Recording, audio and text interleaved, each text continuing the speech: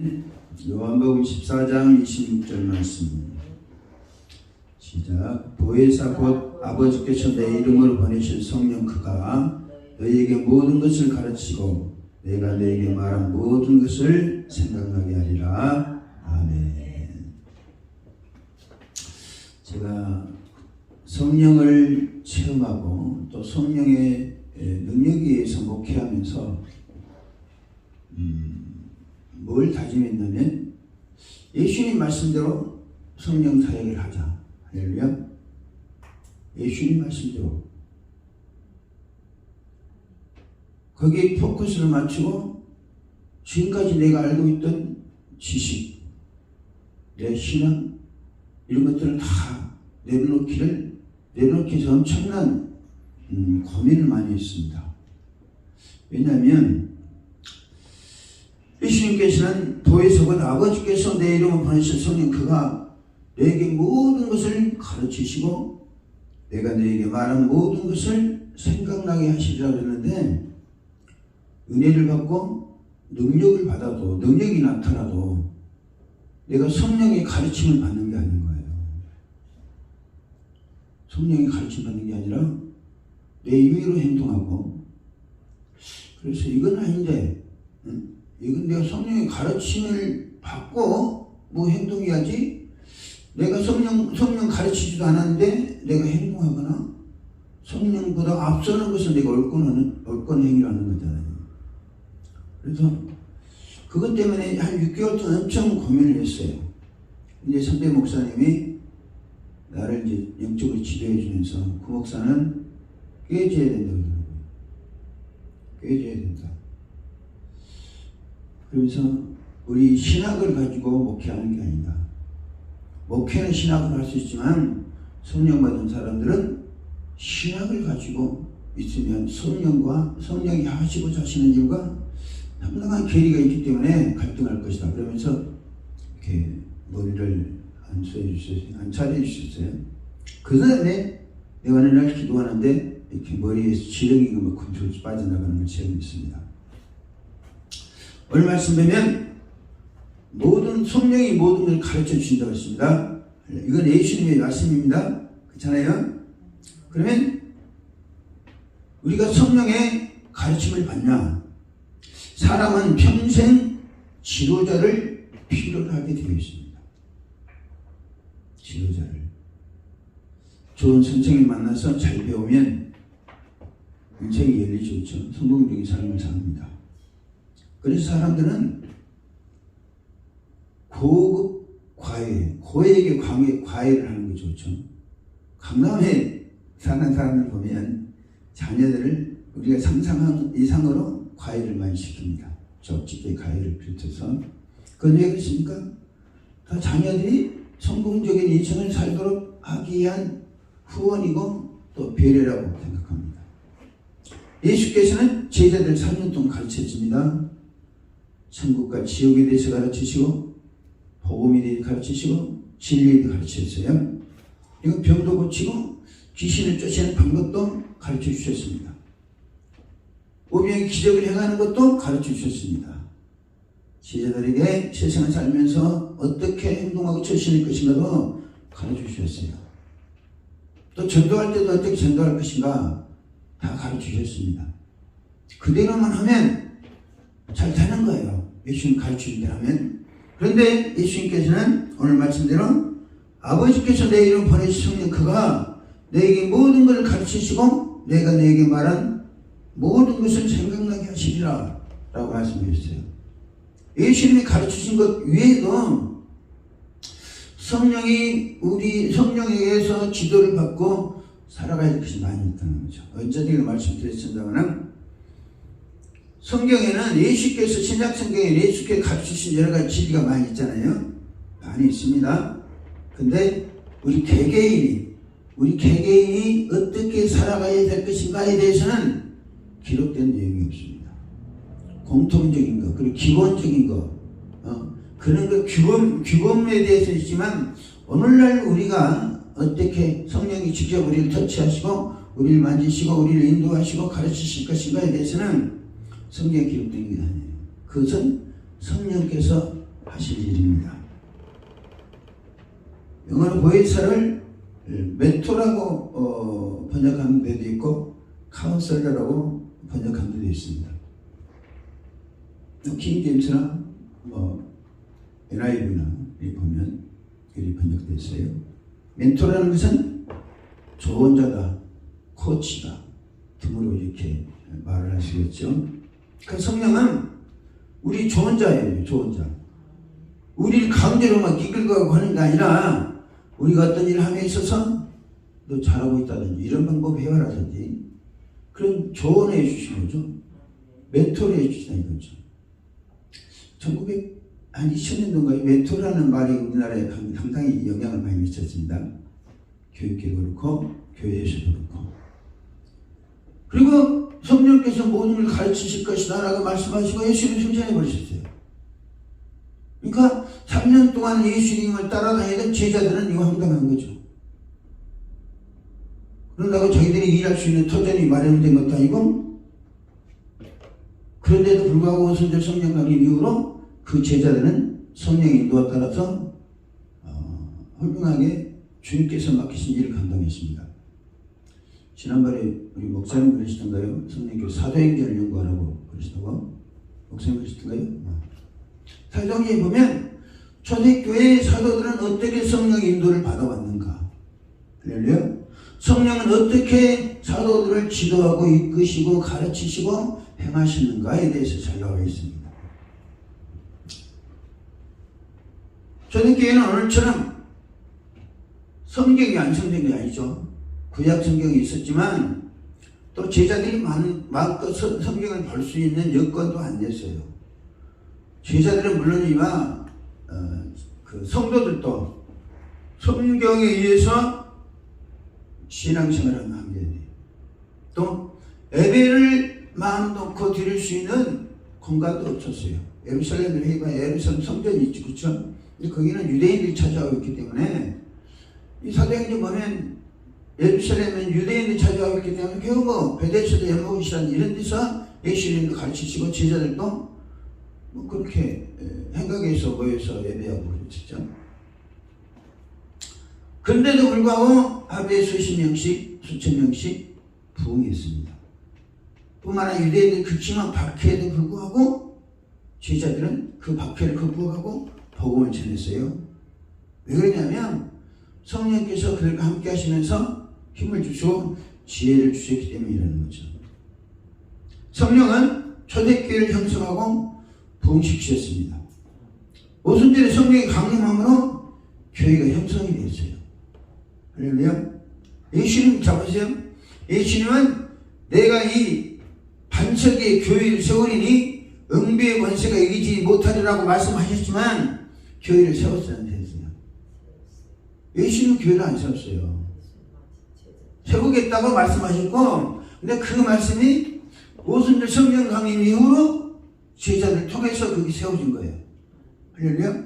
그만큼 성령은 교회에 미치는 영향이 크다는 거죠.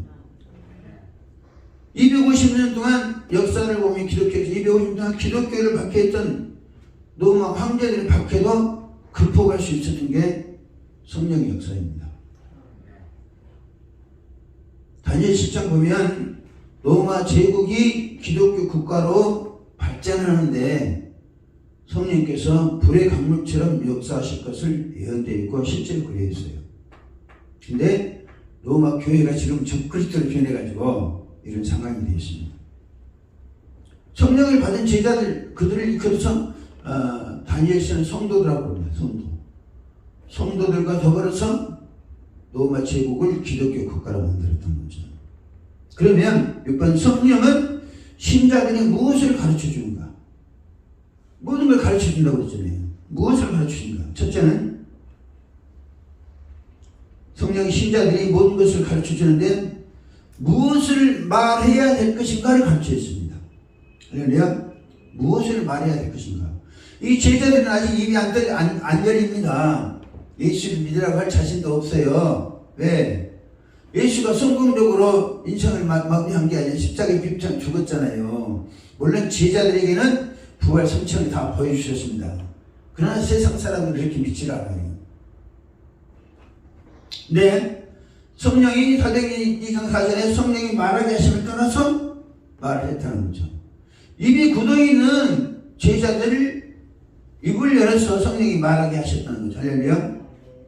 아니, 기도하는 사람, 우리 목사님들이 교회 오면 예배할 때 입을 안 여는 사람도 있어요. 그렇죠? 입을 안 여는 사람이 있어. 근데 성령이 역사하면 자기도 모르게 혀가 말리고 그래서 방언하게 되는 것이죠. 또 성령은 제자들이 누구를 만날 것인가에 대해서도 알려주셨습니다. 그 대표적인 사례가 여러 군데 있습니다. 빌립도로 가다가 내려가 누구를 만나라고 그러고, 사도행전 10장 보면 고넬료에게 베드로를 만나라 이렇게 지시하잖아요. 그런 사람들이 성경에 기록된 몇몇 사람이 있지만 초대교회 시대는 다 성령께서 그렇게 인도하시면 사람 만나게 하시고 전할 복음도 주시고 그래 하셨다는 거죠. 누구를 사도로 세워야 될 것인가도 알려주셨습니다. 여러분 사도행전 13장을 보십시다. 사도행전 13장 제가 읽습니다. 안디옥 교회에 선지자들과 교사들이 있으니 곧 바나바와 니게르라 하는 시므온과 고릴네 사람 누기오와 분봉 헤롯의 젖동생 마나엔과 및 사울이라. 주를 섬겨 금식할 때에 성령이 이르시되 내가 불러시키는 일을 위하여 바나바와 사울을 따로 세우라 하시니 이 금식하며 기도하고 두 사람에게 안수하여 보내니라. 이 바나바와 사울을 사도로 세우라고 하신 분 누구예요? 성령이잖아요. 예수가 아니라니까요. 왜냐하면 이 성령이 오신 이후부터는 말세고 성령 시대입니다. 예수님이 계셨던 신약성의 복음서 기록된 그 예수님이 3년 동안은 예수 시대예요. 신약 시대고. 그러나 오순절 이후로는 요엘서부터 계속 뭐라고 그래요? 말세고 성령 시대라는 거죠. 그러니까 성령 시대니까 사도를 누가 세웠어요? 성령이 세우시잖아요. 이 사람을 세워라. 원래 그렇게 합니까? 성령이 세우라게 세웁니까? 안 해요. 자기들 멋대로 그냥 하고. 그러니까 교회가 이제 혼란스러운 거죠. 성령은 누구를 사도로 세워야 될 것인가? 누구를 위해서요? 6절 말씀, 주를 섬겨 금식할 때 성령이 이르시되 내가 불러시키는 일을 위해서, 할렐루야, 바나바 사울을 따로 세우라 하시니. 예, 금식하고 기도하고 두 사람이 안수에 보냈다는 무슨 말이에요? 사도라는 말이 보냈다는 뜻이잖아요. 네? 그래요. 사도라는 말 보냈다, 안수에서 보냈다, 이게 사도라는 의미예요. 그러니까 성령께서 예수님 시대에는 예수님이 사도를 12사도를 세웠잖아요. 네? 근데 자 보세요. 예수님 시대에는 예수님이 12사도를 세웠는데 가룟 유다는 배신해 죽었어요. 예수님 승천하시고 그 다음에 성령이 오시기 전에, 예? 예수님 승천하시고 성령이 오시기 전에 또 사도로 세운 사람이 있죠. 마띠아 사도행전 1장에. 그쵸? 강사님. 그러니까 그때는 예수님도 안 계시고 성령도 안 강림하셨기 때문에 이제 수를 보충하기 위해서 사도들과 제자들이 세웠는데 그것이 하나님의 뜻이냐? 제자들이 의식이냐? 라고 이제 생각할 수도 있어요. 그러니까 사도들이 그 이후로 사도들이 많이 일어났던 것 같아요. 그러니까 거짓 사도들도 있었다라고 이야기했잖아요. 자기들 나름대로 또 사도가 된 것이죠. 성령은 어디로 가야 될 것인가도 알려주셨습니다. 할렐루야. 어디로 가야 될 것인가, 무엇을 할 것인가, 누구를 만날 것인가 다 인도하셨다는 거죠. 이렇게. 이제 사도행전 이제 보면 사도들이나 이 사람들이 어디를 가잖아요.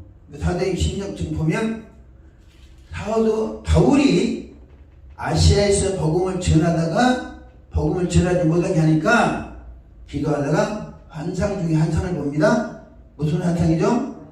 마게도냐에 대해서 우리를 도우라 그랬어요. 그러니까 사도 바울이란 이 비령은 마게도냐 사람들이 우리를 오라고 하는가 보다, 하나님 그리 보내신가 보다 해가지고 작정을 가잖아요. 이처럼 초대교회 시대는 성령께서 직접 사도들을 불타야 제자들을 인도하셨어요. 사도들뿐만 아니라 평신도들까지도 성령이 인도하셨습니다. 사울을 변화시켜놓고 아나니에게 가라고 그러잖아요. 할렐루야. 아니 저는 이렇게 성령을 체험하고 나서 목회하면서 첫째하게 성령의 가르침을 따르자, 성령의 인도를 따르자. 내가 멈춰 서는 거예요. 서서. 그러다가 그렇게 계획하고 작정하고 해도 내 임의로 갈 때가 참 많습니다. 예를 들어서 모임이 있다든지 그러면 내 임의로 가. 그리고 그거는 뭐죠? 예의를 갖추는 거죠. 그게 잘못된 건 아니에요. 예의를 갖추는 거예요. 그럼 거기서 큰 역사가 일어나는 거 아니에요. 근데 성령의 인도를 따라가면 하나님의 역사를 봅니다. 기적을 봅니다. 심지어는 환난을 당할 것도 알려주셨어요. 누구한테요? 사도 바울에게. 예루살렘 올라가면 이런 환난을 당할 것이다. 예루살렘 올라가면 유대인들이 너를 잡아서 이방인에 넘겨주시고 이야기합니다. 네, 사도 바울은 성령의 감동과 예언을 무시하고 예루살렘 올라갔다가 잡혀서 재판을 받고 로마로 압송돼가지고 평생을 로마 감옥에서 죄수를 지는 거예요. 환난 당하는 것도 알려주세요. 할렐루야. 우리에게도 알려주세요. 알려주세요. 근데 우리가 성령이 알려주시는 것을 민감하게 캐치하지 못하고 또 반응하지 못하면 어쩔 수 없는 거죠. 당하는 거죠. 그래놓고 천국에 의지 없어서 손 들고 온다고 하는 그게 됐어요. 선지자를 보내서 이형을 방지하라고 가르치는 경우도 있고, 그러니까 제자들의 삶의 전반적인 다 가르쳐줬어요. 할렐루야. 제자 삶을 제가 지금까지 몇 차 말씀드리면서 이렇게 기도원 집회를 간다든지 했을 때 성령의 인도, 그 다음에 성령이 보여주시는 거. 우리 목사님 이제 예언사역을 하잖아요. 장래일을 말할 때 내가 이렇게 말씀드리는데, 성령은 에스겔 선지자를 보면 보는 것이 없이 예언하는 자는 거짓 선지자라고 했어요. 할렐루야. 근데 우리가 어떤 일을 놓고 기도하면 항상 먼저 보여주십니다. 그리고 성령을 의지하면 먼저 보여주세요, 알려주세요, 알려주신다고 했잖아요. 가르쳐 주신다고 하셨잖아요. 그러면 가르쳐 주세요. 성령 가르쳐 주세요. 그러면 성령 가르쳐 주세요.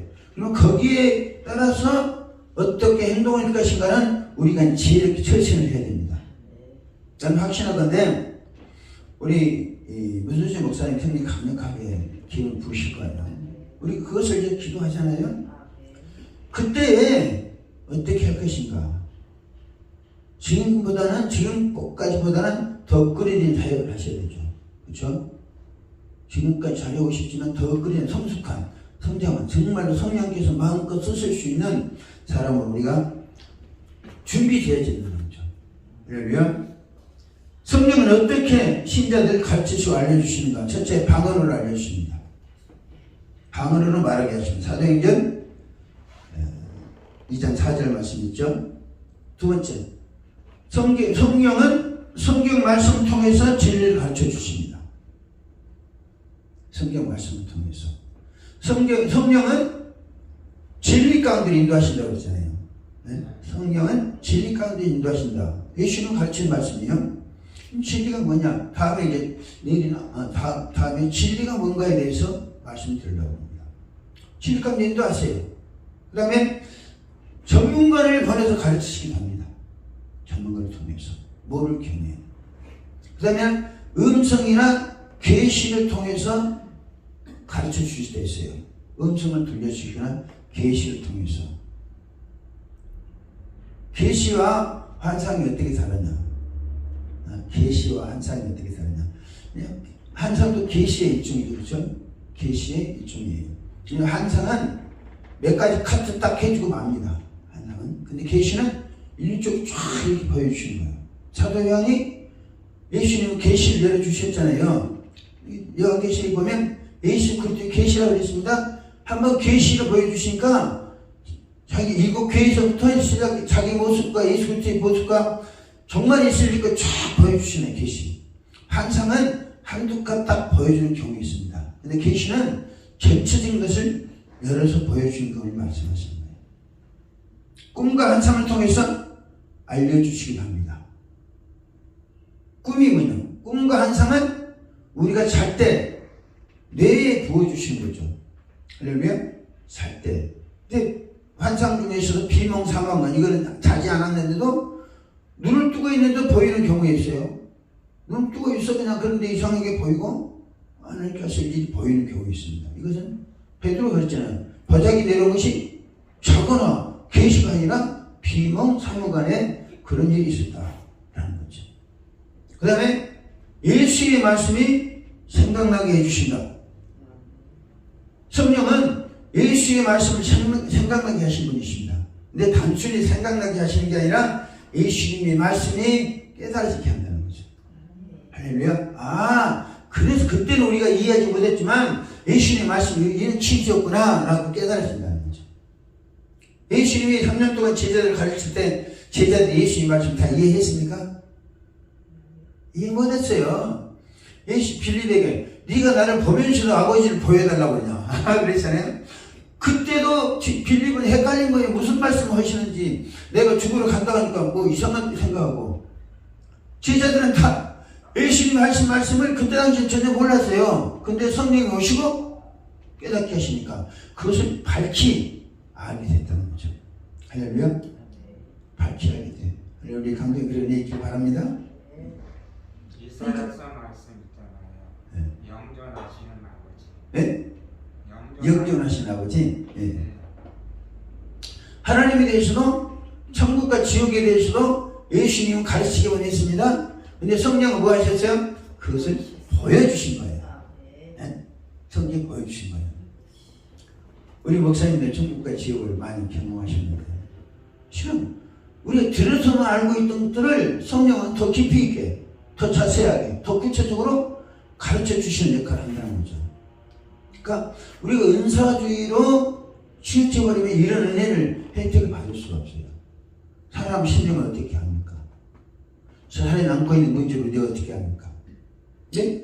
성령이 가르쳐 주시는 성령은 신방하게 되면 저 사람의 문제도 알려주세요. 그럼 몇 차례 말씀드렸습니다. 내가 보고자 내가 알고 단 의뢰를 했어요. 성령님 이 가정에 이런 문제가 있는데 왜 이런 문제가 발생했습니까? 하면 알려주세요. 가르쳐 주신다는 거죠. 예수의 말씀을 생각나게 하시고 천사들을 통해서 가르쳐 주십니다. 천사를 통해서. 천사들을 통해서 가르쳐 주는 것은 뭐냐? 베드로가 감옥에 갇혔을 때 천사들이 꺼내잖아요. 꺼내는데 천사들이 꺼내놓고 나니까 베드로가 뭐랬냐면 주께서 하신 말씀이 생각났다는 거죠. 천사가 한 일도 베드로가 감옥에서 나올 때 그 사실을 알았어요? 몰랐어요? 몰랐어요. 감옥에서 나와 천사들이 끄집어내가지고 마가다락방 갔을 때까지 몰랐어요. 천사가 떠나고 나니까 정신이 드는 거죠. 그래 주께서 함께 하시구나 라는 것을 깨닫게 하신 거죠. 음성을 통해서도 할 일을 지시하시기도 하고 또 선지자들 통해서도 가르쳐 주십니다. 할렐루야. 그러니까 성령은 다양한 방법으로 우리에게 가르쳐 주신다는 거죠. 내가 10가지 열거해놨는데 그 외에도 다양한 방법들이 많이 있어요. 사람의 형편에 따라서. 우리 형편에 따라 또 다릅니다. 네. 성령은 인격적인 분이기 때문에 우리 형편에 맞게끔 우리에게 가르쳐 주세요. 예를 들어서 내가 이렇게 비가 가지고 홍수가 떠내라는 거. 그런 성경에는 그런 거 없잖아요. 그런데 나는 체험했어. 왜? 내 문제를 해결해 주기에 나한테 감동하시고 나를 깨닫게 하시고 내 청소한 작업이기 때문에. 그런데 당신에게도 그럴 것인다라고 말할 수 있어요? 할 필요도 없어요. 왜? 그 사람이 그렇게 할지 안 할지 모르니까. 그리 안 해도 될 것 같으면 그리 안 하시고 그냥 은혜 주시는 거고, 나 같은 경우에는 뭐가 꽉 차 있기 때문에 그거 썰어내는 그 작업을 하신 거고. 자, 이 성령에 대해서 성령이 모든 걸 가르쳐 주실 것이라고 가르친 사람은 사도 요한입니다. 그렇죠? 그래서 사도 요한 신학을 배울 필요가 있어요. 사도 요한은 성령을, 요한복음에서는 보혜사라고 이야기하고 요한 1서에서는 성령을 기름 부음이라고 이야기합니다. 기름 부음이라고. 요한 1서 2장 20절 말씀 볼까요? 너희는 거룩하신 자에게는 기름 부음을 받고 모든 것을 아느니라 그랬어요. 우리 강도선생님 그 다음 절 이야기하시고 다음 절 이야기. 자, 이 사도 요한이 이 누구한테 편지해요? 자기에게서 영적 영향을 받은 성도들에게, 제자들에게, 아들들에게, 아비들에게 편지를 보냅니다. 근데 그들이 뭐라고 그랬어요? 너희는 거룩하신 자에게 기름을 받고 모든 걸 안다는 거죠. 세상 것을 안다는 게 아니라 하나님의 뜻을 성령의 가르침에서 안다는 거죠. 할렐루야. 그러니까 우리도 이런 사도 요한처럼 그러니까 모든 걸 전체적으로 해박하게 알고 있는 게 아니라 성령의 감동과 지시에 의해서 가르쳐 주심에서 알 수 있는 부분들을 안다는 거죠. 그 다음에 이제 우리 강도에 말씀하신 27절 말씀에 2장 27절 말씀에 시작.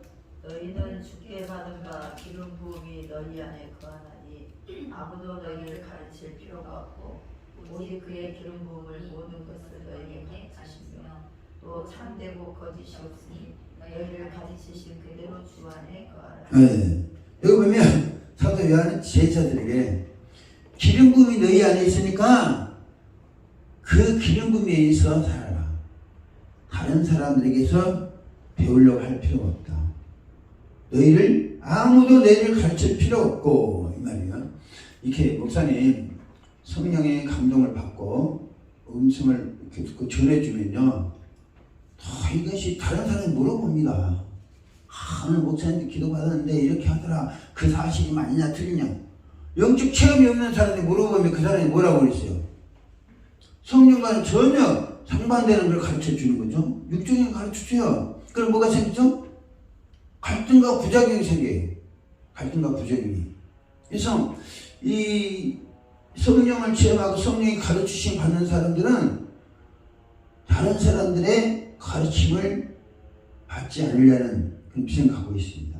대신에 이제 목사님들이나 우리 강사님은 오랜 세월 동안 신앙생활을 하면서 받은 말씀도 있고 경험도 있고 있잖아요. 그래서 쉽게 성령께서 우리 안에 가르쳐 주신 것을 수용하고 따를 수 있습니다. 근데 초신자들은요, 아니 강국 가서 그것 때문에 엄청 혼났다는 거예요. 성도들한테 영안을 열어줘가지고 완전히 교회 박살나는 거예요. 왜? 나는 그거 이해하고 우리 성도들은 지도하니까 이해하지만 그걸 모르는 사람들 이당이 샤이니 뭐 해가지고요 복잡했어요. 그러니까 다음부터는 안 해줘. 안 해줘. 해줄 필요가 없어요. 해줘봐야 뭐가 똑같냐면 걔에게 진주 주는 거 똑같아. 거룩한 것을 걔에게 주지 말고 내 진주를 돼지에게 던지지 말고, 이 말씀이 그 말씀이에요. 중요한 것은 우리가 성령의 가르침을 받잖아요. 성령의 가르침을 받으면 이 성령께서 말씀하신 것을 다른 사람에게 조언을 하거나 해석을 요구할 필요가 없다는 거죠. 왜? 성령이 그 사람이 성령의 의도를 다니엘처럼 분명하게 해석해가지고 가르쳐 준다고 문제가 해석하게 해석할 수 있지만 그 사람이 저 사람이 성령에 대해서 몰라요. 성령에 대해서 모를 뿐만 아니라 성령의 뜻을 몰라. 근데 그 사람에게 성령이 나한테 주신 것을 알려줘갖고 어떻게 하자는 거예요? 답변이 다르면. 지난번 말씀드렸습니다. 다니엘과 세 친구들이 느부갓네살 왕이 꾼 꿈을 해석하게 해달라고 기도합니다. 하나님 누구한테 응답하셨어요? 다니엘 한 사람이 응답하시잖아요. 세 사람이 다 같이 응답했다면 대혼란이 일어나는 거예요. 왜? 해석하는 게 다 다를 수 있기 때문에. 복음서는 사복음서는 마태, 마가, 누가, 요한복음이 있습니다. 그렇죠? 근데 이 복음서는 예수를 바라보는 관점이 달라요. 예수를 바라보는 관점이. 들은 말씀은 동일한데 바라보는 관점이 달라. 다양한 각도에서 해석할 수 있는 거죠. 그러나 뜻하신 목적은 같아. 그래서 일치성이 있기 때문에 같다는 거죠. 오직 너희는 주께 받은 기름 부음이 너희 안에 거하시나니 아무도 너희를 가르칠 필요 없고, 앞으로 이제 목사님에게나 강도자님에게 성령이 내주하시는 분께서 말씀하실 겁니다. 할렐루야. 말씀하시면 이걸 다른 사람도 말할 필요가 없어요. 말할 필요 있어요, 없어요? 말할 필요 없어요. 단 성령이 저 사람에게 이 뜻을 이것을 알려주신 목적이 뭡니까? 내가 뭐라고 전해야 할까요? 뭐라고 전해야 될 것은 우리가 지혜에 달려있는 거예요. 그렇죠? 전해야 될 것은. 그러나 성령께서 나한테 주신 것을 다른 사람에게 이야기할 필요 없어요. 우리가 성령이 주신 것을 다 깨달아 알 수 있습니까? 몰라요. 스가랴에 보면 스가랴 선지자는 젊어서 이제 선지자로 부름받았대요. 그러니까 하나님께서 뭐 여러 가지 환상을 보여주시는데 저게 뭡니까 자꾸 물어보잖아요. 이건 뭔지 아느냐 천사가 물어보고 주여 저것이 뭡니까 물어봐. 왜? 모르니까. 근데 그때 당시는 몰랐지만 또 그때 당시에 해당되는 요 환상이 아니에요. 왜냐하면 스가랴에서는 오순절에 있을 사건에 대한 환상이 대부분이기 때문에 장차 성령이 오셔서 할 것이 되기 때문에 그거는 스가랴가 그냥 기록해 놓으면 되는 거예요. 자기가 받은 거. 근데 우리가 어떤 문제를 놓고 기도하면서 하나님이 보여주신 것은 문제를 해결하기 위해서 알려주신 것이기 때문에 거기에 대한 다른 사람의 성령 받지 못한 사람이나 그 이해하지 못하는 사람들을 받고 이렇게 저렇게 들으면요 복잡하기만 해. 그리고 나와 성령과 관계가 더 이상한 관계를 흘러갑니다. 3절 예수는 성령으로 말미암아 우리 안에 거하신다. 그쵸? 3장 24절 요한일서 3장 그의 계명을 지키는 자는 주 안에 거하고 주는 그의 안에 거하시나니 우리에게 주신 성령으로 말미암아 그가 우리 안에 거하신 줄 우리가 아느니라. 이 말이 무슨 말씀이에요? 강정강원선이 무슨 말씀이에요? 이 말씀은 예수님 이미 재림하셨다는 말씀이에요. 그 말씀 우리가 다음에 한 서너 번 하려고 합니다. 예수님 재림하셨어요. 근데 지금 신학자분이 종말에 재림할 것이다 그러잖아요. 예수님 재림하셨다니까요? 근데 우리가 재림하신 예수를 안 믿는 거예요. 초대교회 사도들은 뭐라고 그래요? 그의 계명을 지신 주 안에 거하고 주는 그의 안에 거하시나니 우리에게 주신 성령을 말미암아 그가 우리 안에 거하신다. 여기 성령과 그가 나오잖아요. 성령은 누구고 그는 누구예요?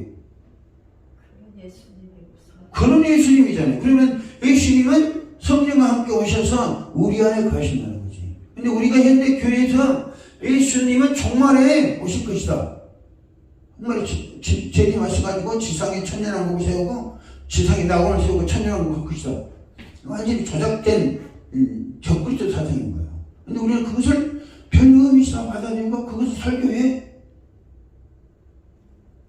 요한일서 4장 볼까요? 요한일서 4장. 요한일서 4장 1절 말씀 보면 살아가는 자들아 영을 다 잊지 말고 오직 영들이 하나님께 속하였나 분별하라. 많은 거짓 선지자가 세상에 나왔습니다. 이래서 너희가 하나님의 영을 알지니 곧 예수 그리스도께서 육체로 오신 것을 시인하는 영마다 하나님께 속한 것이요 예수를 시인하지 아니하는 영마다 하나님께 속한 것이 아니니 이는 곧 그리스도의 적그리스도의 영이니라. 오리라 한 말을 너희가 들을 거냐? 지금 벌써 세상에 있느니라 라는 말씀입니다. 자, 강도사님 오리라 한 말을 너희가 들을 거니와 벌써 세상에 있다는 말은 무슨 말씀이에요? 네? 예수님이 재림하셨다는 거예요. 근데 현대교회에서는 그걸 안 믿습니다. 종말에 오실 것이다. 그러면 벌써 오신 예수는 성령으로만 우리 안에 거하시는데 종말에 오실 걸 믿으면 그 사람 속에 성령이 들어가시겠어요? 안 들어가시는 거죠. 왜 안 믿어주는데? 그렇잖아요. 종말에 오실 것을 믿는 것과 성령과 함께 오신 분 우리가 영접하는 건 그렇게 차이가 있습니다. 사도 요한은 영을 분별하라. 그리고 적그리스도의 영을 분별하라고 합니다. 3절에 다시 말씀드립니다. 예수를 시인하지 않은 영마다 하나님께 속한 것이 아니다. 이것이 곧 적그리스도의 영이니라. 오리라 한 말을 너희가 들을 거니와 지금 벌써 세상에 있느니라.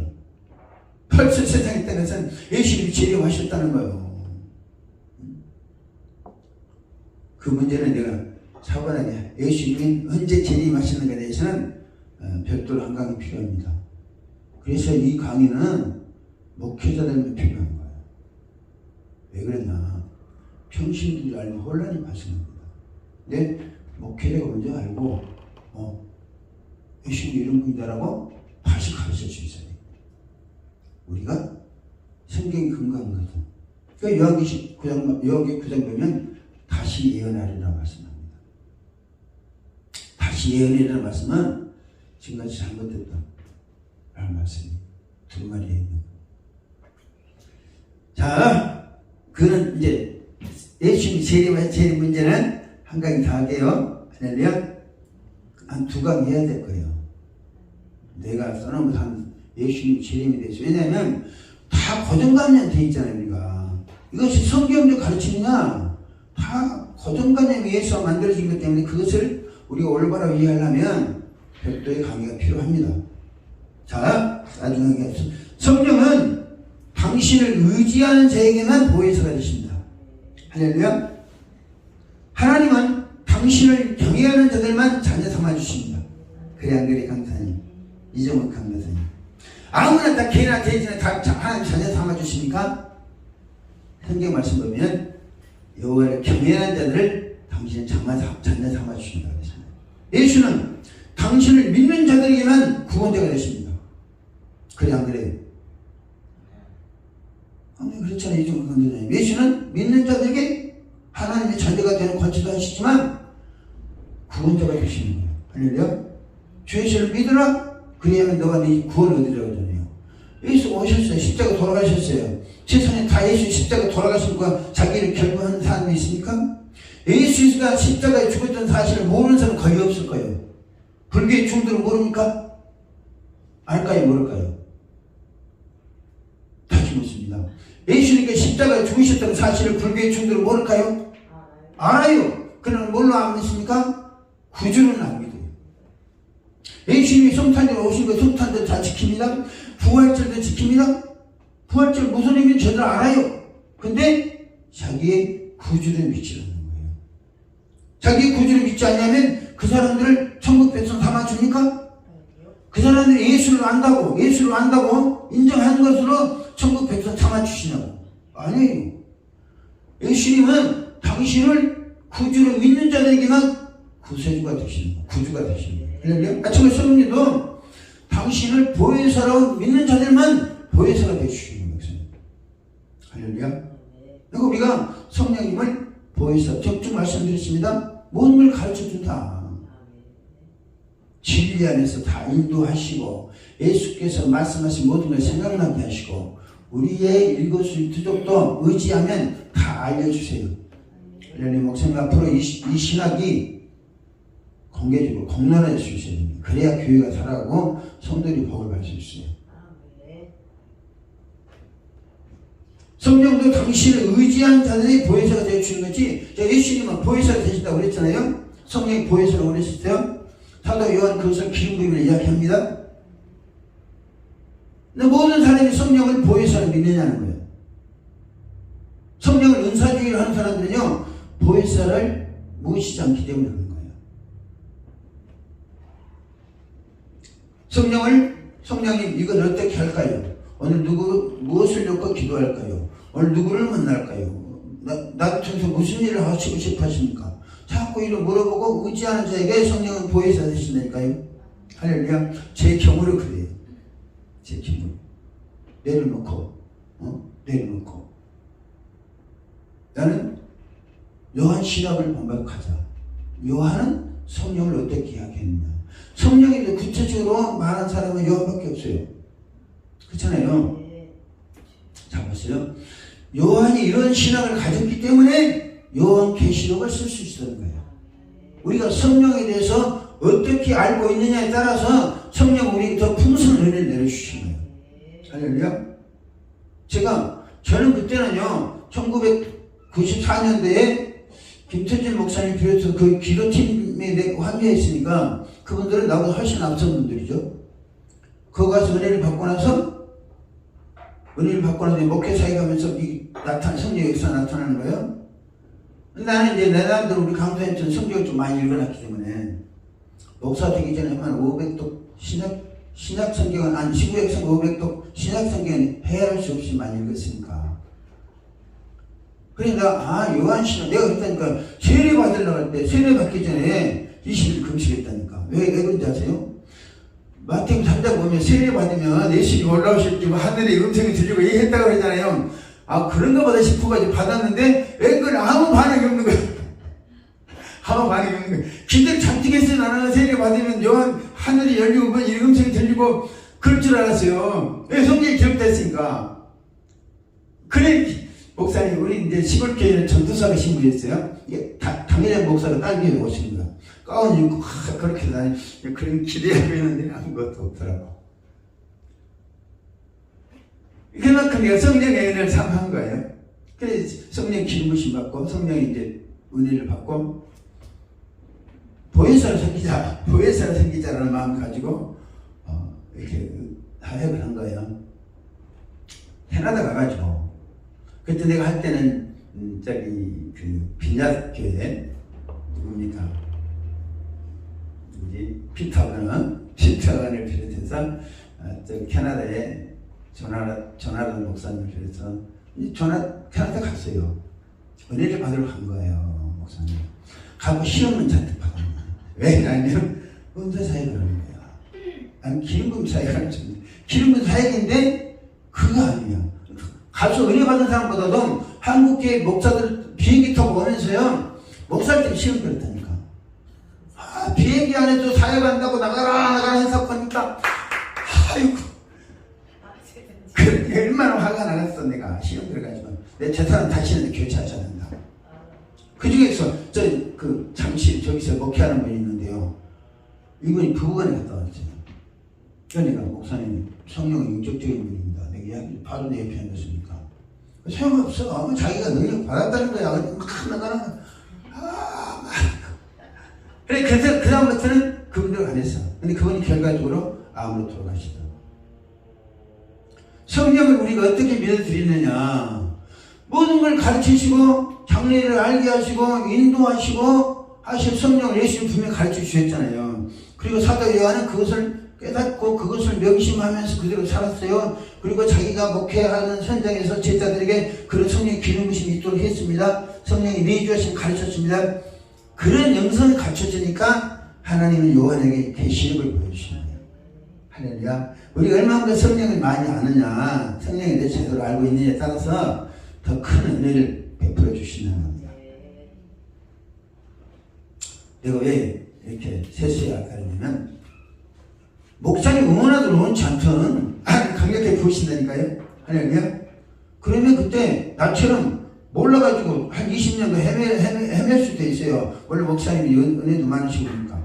나는 누가 멘토자가 없으니까, 사람이 멘토가 없으니까 그와 관련된 책을 수없이 봐도요 이런 문제 다스리기 없더라고.